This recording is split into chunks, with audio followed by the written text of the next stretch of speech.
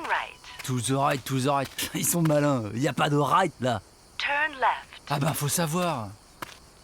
Go backward. Pourquoi il me parle en anglais ce truc d'ailleurs? Elle est où la version grecque? Dar bist metr pe picit Oh peras. non, c'est pas possible. Maintenant ça me met la version perse. Allons bon, le téléphone. Taisez à l'appareil. Allô, mon grand, c'est G. Comment ça va? Ça va papa, mais je suis coincé dans un labyrinthe en Crète, alors si tu veux... En je- Crète? Mais ça va me coûter une fortune en communication, ça. Non mais t'inquiète, c'est moi qui paye quand je suis à l'étranger. Ah bon, et tu travailles bien? Bah t'es peut-être le roi des Athéniens, mais moi je suis le roi des cons. Hein. J'ai accepté d'aller tuer le Minotaure au fin fond d'un labyrinthe construit par Dédale, il y a 0 signalisation et en plus le réseau est vraiment pourri. Ah oui, bravo, c'est bien ça. Écoute, mon grand, je voulais te dire de ne pas trop en vouloir à ta belle-mère. Elle regrette beaucoup d'avoir essayé de t'empoisonner. Tu sais comment elle m'aider, jalouse comme un poulpe. Ouais, enfin, ça fait quand même la 3e fois.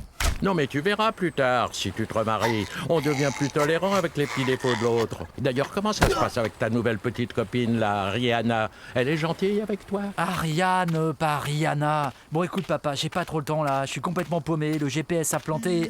Ah bah ça y est, c'est elle qui me rappelle justement, je te laisse. Tu lui transmets le bonjour de papa et G. Tu lui dis qu'elle est la bienvenue à Athènes si elle veut venir passer un week-end Oui. et dormir à la maison. Oui, allô Ariane. Purée, c'est pas trop tôt, je t'ai laissé 15 messages. Oui, bah c'est bon, j'avais plus de batterie. Bon, t'es où là? Bah j'en sais rien, y a un mur à droite et un mur à gauche. Non, tu m'aides pas du tout là, Thésée. Trouve un truc plus précis. Bah je suis devant une pub Hermès. Ah oui, d'accord, non, c'est pas du tout la bonne partie du labyrinthe. Il faut revenir sur tes pas et tourner au niveau du rond-point. Franchement, c'est casse-pied. Ton système de guidage à distance. Non, mais imagine juste comment c'était avant qu'on invente le sans-fil. Bah on se débrouillait, c'est tout. Bon, et sinon, tu t'es décidé à parler à mon père pour le mariage? Attends Ariane, c'est pas le moment là. Hein, je suis au rond-point, je fais quoi maintenant? Essaye de repérer le garage du roi Midas. Et ensuite, tu prends la deuxième action qui est juste Attends avant là, le je ne rond-point. comprends rien. Et puis, Répète, je je t'entends plus. T'es où? T'es dans ta salle de bain ou quoi? Ariane? Ariane? Ah c'est la meilleure, y a carrément plus du tout de réseau. Un problème avec le Wi-Fi, monsieur Thésée? Oui, Thésée, mon chou, c'est Ariane. Bon, bah, rappelle-moi quand tu auras ce message. Je t'ai envoyé une photo d'un atrium néoclassique très sympa pour la soirée du mariage. Tu me diras ce que t'en penses. Bisous, bisous, bisous. In 40 meters, turn right. Allez, allez, dépêchez-vous de décharger les sacs de ciment à l'entrée du labyrinthe. On attend une autre livraison pour 11h30. Dédale Construction, c'est pour vous la commande? Bah, je sais pas, c'est mon père l'architecte, mais j'imagine que oui. Il faut signer un truc? Oui, vous mettez juste votre nom ici. Oh putain, carré! C'est quoi ce rocher? Sisyphe et Dos Santos maçonnerie. J'ai jamais commandé ça, hein? Bonjour, Suleiman. Vous avez réglé le problème de coffrage pour les pièges à Centaure? Pas de soucis, monsieur Dédale. C'est votre fils? Ah oui, je vous présente Icar. Je l'ai pris comme assistant maître d'œuvre pour lui faire découvrir le métier. En principe, je bosse dans l'aérien en fait. Tu vois, fiston, avec un labyrinthe aussi compliqué, faut bosser avec des super professionnels, sinon on s'en tire pas. Ah, bonjour, monsieur Da Silva. Comment ça se passe du côté de l'isolation des sanitaires? Bah, on avait des problèmes d'infiltration, mais finalement on a pris de la moussaka pour les joints du carrelage. En principe, c'est réglé. Bon, bah c'est bien, ça avance. Non, mais celui-ci n'était pas encore fixé. Vous êtes sûr que vous voulez des cloisons en placo-plâtre? Non, parce que le marbre, c'est quand même plus résistant, et puis ça ferait bien l'anistique qu'on garderait un côté local. Je suis bien d'accord, monsieur Da Silva, mais avec du marbre, on est complètement hors budget. Le commanditaire a demandé du placo, on lui fait du placo. Si Minos a envie de passer pour le gros radin de l'antiquité gréco-romaine, c'est son problème après tout. Le client est roi, comme on dit. Mais je peux savoir ce que vous êtes en train de faire? Bah on m'a demandé de scier les tiges métalliques qui dépassaient. Non mais il est complètement crétois celui-là. On a dit, on ne touche pas au fer à béton. Tu sais, papa, ça fait quand même un peu négligé. On est quand même censé être le berceau de la civilisation occidentale. On va pas donner aux touristes une impression de tiers-monde crado. Déjà, ça nous permet de pas avoir à payer les impôts locaux en leur faisant croire que c'est pas terminé. Et puis les touristes, moi je les emmerde. Écoute, papa, tu m'as l'air vraiment stressé là. On est complètement dans les délais. On a quasiment pas dépassé le budget, sauf pour la déco sirène dans la salle de bain. On peut se détendre un peu, non? La semaine prochaine, on a la visite de l'inspecteur de la DDAT.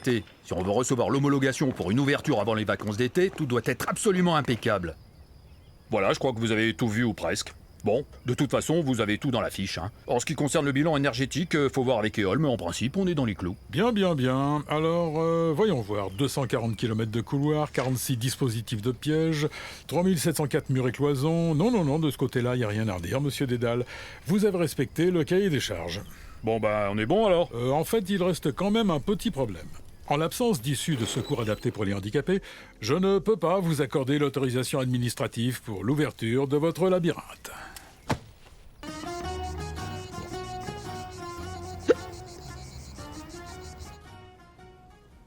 Bon, alors, si je vous ai réunis aujourd'hui en tant que leader d'opinion gréco-latin, c'est pour vous sensibiliser au problème de l'alcool dans la mythologie. Ça y est, ça recommence. On va encore avoir droit au prêchi-prêcha judéo-chrétien. Oui, enfin des gens qui picolent en planquant leur vin rouge dans un gobelet carton, en faisant croire à tout le monde que c'est le sang d'un mec qui est mort et ressuscité, ils ont pas vraiment de leçon à nous donner, hein? Ce phénomène concerne en premier lieu certains jeunes en perte de repères qui s'adonnent de plus en plus à des comportements à risque. J'ai ici une étude de l'Odyssée qui met en lumière des pratiques de binge drinking particulièrement préoccupantes. Des pratiques de quoi? De binge drinking. Tu sais, c'est le mot celte pour dire se bourrer la gueule comme des ânes au point de tomber raide mort. Nous avons tous en mémoire le fait divers terrible qui a endeuillé le voyage scolaire des étudiants de la fac d'Ithac en échange avec l'université de Rennes 2 Bretagne. À peine arrivés sur le campus, ils ont organisé le bizutage d'un cyclope en lui faisant boire de force plusieurs litres d'un cocktail d'ouzo et de chouchen. Avec nous, Polyphète, avec nous. Ah ouais, là c'est hard. Sans doute entraînés par un effet de groupe, ils ont profité de l'état de coma éthylique du jeune handicapé, et c'est là d'ailleurs que l'on voit l'effet néfaste de l'interaction alcool-tabac, pour lui planter dans l'œil une cigarette géante, occasionnant une cécité définitive chez leurs camarades. Ulysse, Ulysse. Oui, là c'est sûr que c'est un peu con.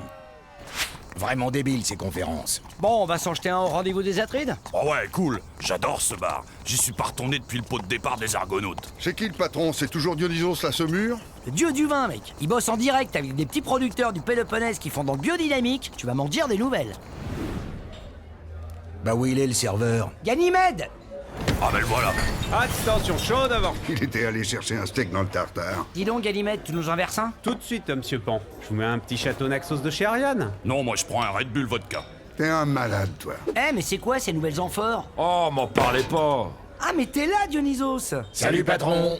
Regardez ce que je suis obligé de faire. L'alcool est dangereux pour la santé, le vin provoque des malformations chez le fœtus. Eh, regardez, c'est la photo des Phaistos.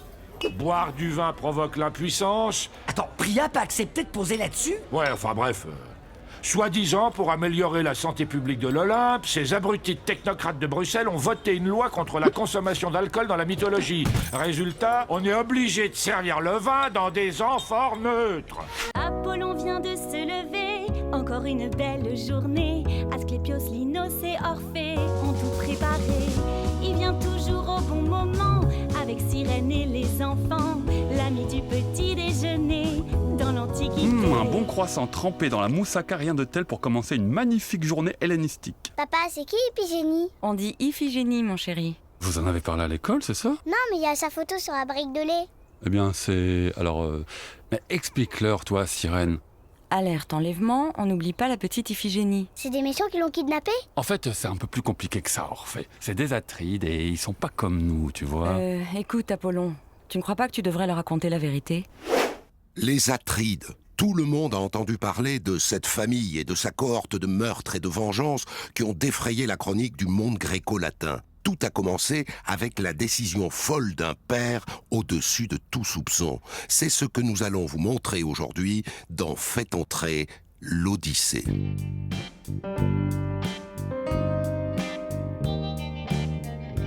Xavier Agamemnon de Lygonès, un homme puissant dans la région de Mycène, marié à la très respectable Clytemnestre. Pourtant, ce matin du 16 janvier, ce père de 3 beaux enfants va commettre l'irréparable. Alors qu'il ne parvient pas à faire démarrer son véhicule, ancré sur un parking de Béotie... Putain, fais chier! Un de ses collègues de bureau lui suggère de sacrifier la jeune Iphigénie, sa petite fille de 8 ans, qui venait de faire sa communion à l'église de Sablé-sur-Sparte. Chroniqueur dans la gazette locale, Jean-Marc Échille a enquêté pendant des mois sur cet épisode. C'est de là qu'on doit dater la disparition d'Iphigénie. Mais on retrouve également des traces d'un autre protagoniste. C'est poussé par son amant que Clytemnestre assassine froidement son mari. L'histoire aurait pu s'arrêter là, mais c'est sans compter sur la réaction impulsive du benjamin de la famille, le jeune Oreste. À son tour, il va massacrer sa propre mère et prendre la fuite, assisté par la petite sœur Électre, déjà ébranlée par la mort de son père. La jeune Électre était manifestement fragile psychiquement. Mais c'est surtout la personnalité d'Oreste qui va intriguer les enquêteurs. On a retrouvé sur son compte Facebook des posts macabres et inquiétants, comme cette phrase « Quels sont ces serpents qui sifflent sur nos têtes ?» Et c'est seulement à la date du 12 novembre que le commissariat d'Adès-sur-Lot dépêche sur les lieux la brigade départementale des hominides afin d'enquêter sur cette... Papa, Comment on fait des bébés? Ah bah ça au moins c'est très simple, je vais t'expliquer. Tu vas Apollon essayer de mettre vient en